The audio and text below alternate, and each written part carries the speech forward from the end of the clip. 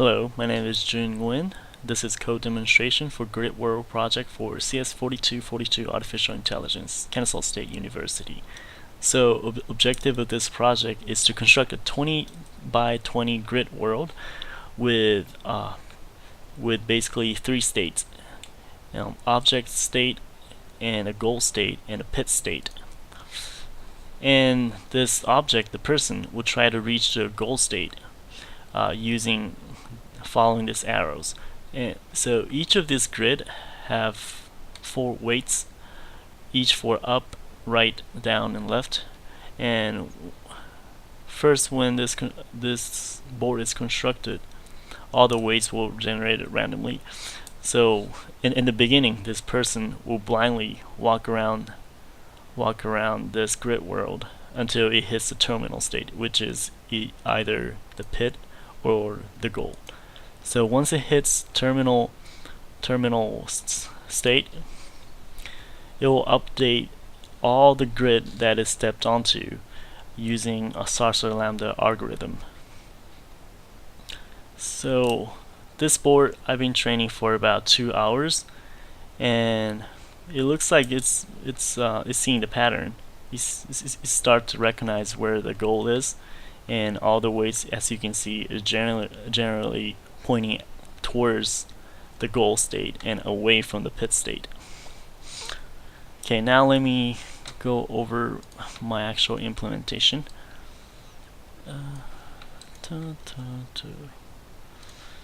So grid, let me start from the grid.java. Grid is what we're representing each of this grid. As you can see, I have weights for up, right, down, left, and it also have information of its location on the board. It has its state, so state is either blank, pit, goal, or person. And this get direction method will look for the highest weight out of all weights and then return the direction enum.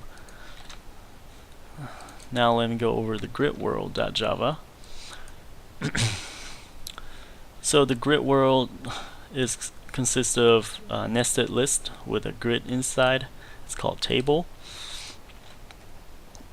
And I also have a similar data structure called eTable. I'll discuss that later. So 22 by 22 grid are constructed when the constructor is called, and I call a set obstacle method, which set the obstacles, like as you can see, these blocks and lines. It sets those obstacles and randomly pick the goal location. Set goal, set person, randomly spawn a person on the grid world wherever there's a blank state is, and then it will generate random weights for all the grid.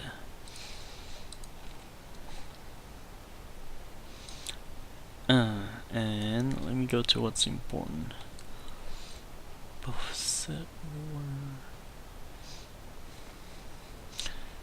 So this is how I set the obstacles. So set rewards, go through each one of the grid on the grid world, and then set the rewards for being at each of the grid. So the goal state will have a reward of 1, and pit state will have a reward of -1. Anything else will be 0.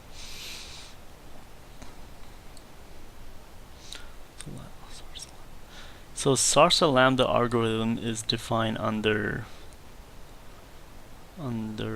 eligibility trace learning.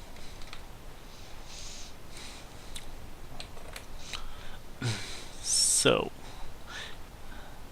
what it first do is it's gonna find for a person, get that grid, and get the direction of the person. That would be wherever the highest weight is.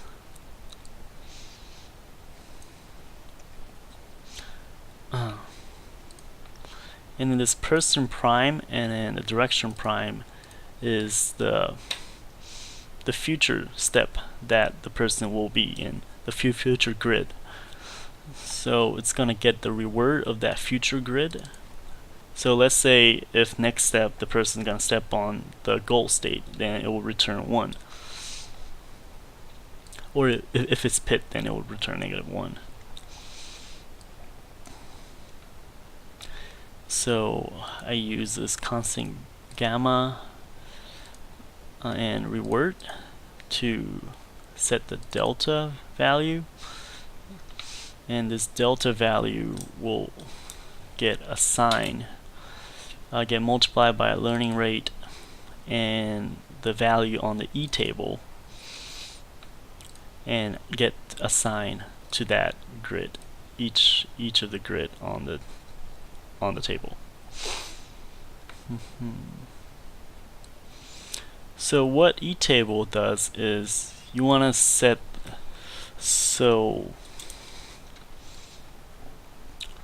let's say my person start from here and then make its way to over here.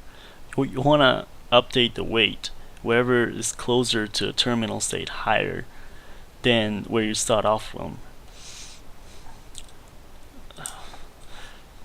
because steps that you make recently are more relative than steps that are in the past. So that's what the E table do. And that's pretty much it. So whenever you make a step, it prints out the E table, so it kind of shows the trace of what step that this person went through. And then whenever it gets to a terminal state, it'll print out the ASCII R saying either pit or goal.